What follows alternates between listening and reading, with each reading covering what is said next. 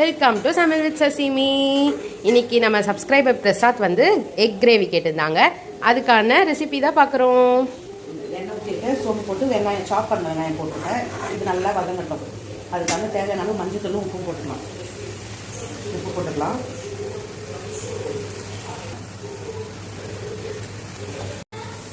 இந்த அளவு வதங்கிச்சு. இப்போ இந்த தக்காளி சாப் பண்ணி வச்சுக்கோ போட்டுக்கலாம்.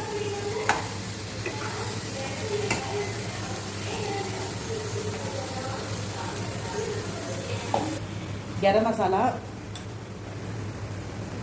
காஷ்மீர் சில்லி, மிளகாத்தூள். நீங்கள் வந்து வெறும் மிளகாத்தூள், தனியாத்தூள், கரம் மசாலா அப்படி போடுறதுனால போடலாம்.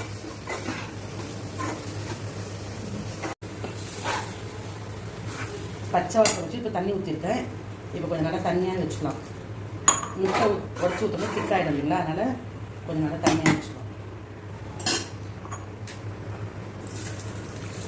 இந்த அளவுக்கு தண்ணி இருக்கட்டும். மூடி வச்சுக்கணும்.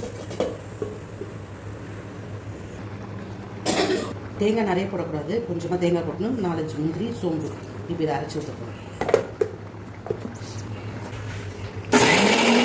வந்துச்சுங்களா? இப்போ வந்து அரைச்சி வச்சுருக்கேன். இந்த தேங்காய், சோம்பு, முந்திரி இதை ஊற்றிக்கணும். நிறைய தேங்காய் போடக்கூடாது, கொஞ்சமாக தான் தேங்காய் போடணும்.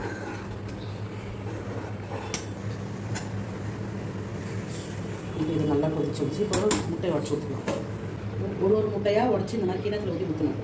எல்லாமே ஊற்றிடலாம்.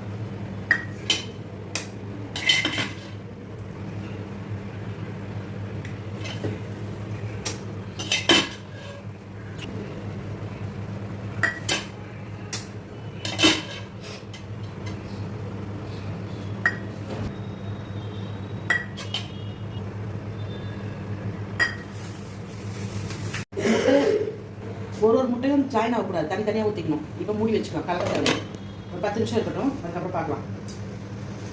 முட்டைலாம் நல்லா பாயில் ஆகிடுச்சு. இது பாருங்க இப்படி வந்துருப்பாங்க. இது இப்படியே இந்த சூப்பி இருந்தாலும் கரெக்டாக செட் ஆகிடும். தனித்தனியாக இருப்பாங்க. குழம்பு ரெடி முடிஞ்சிச்சு. மூடி வச்சுக்கலாம்.